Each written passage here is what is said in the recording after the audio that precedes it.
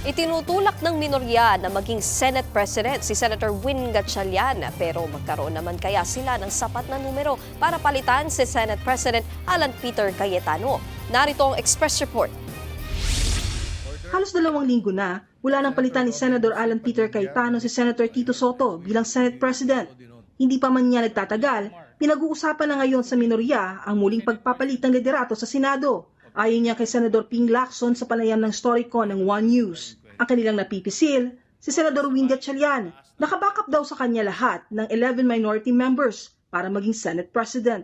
Ang aming bet na maging Senate President, si Senator Sherwin Gatchalian. Acceptable na siya sa aming 11. 11 kami na steadfast na kami rito. Hindi na ito mababali.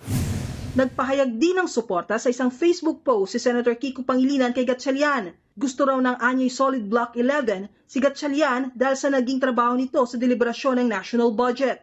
Dagdag pa ni Pangilinan, kahit nga raw si Senate President Cayetano ay sinabi noon na maaari niyang iboto si Senator Win.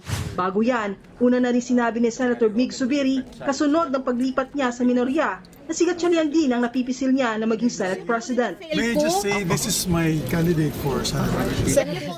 13 boto ang kailangan para makapagluklok ng bagong Senate President. 11 lang ang miyembro ng minority bloc. Pero ayon kay Lacson, si Gatchalian ang best choice sa minority para mahikayat na lumipat sa kanila ang ilan sa majority. Ang tingin namin, si Senator Sherwin, acceptable na sa pwedeng tumawid. Wala pang komento rito si Gatchalian.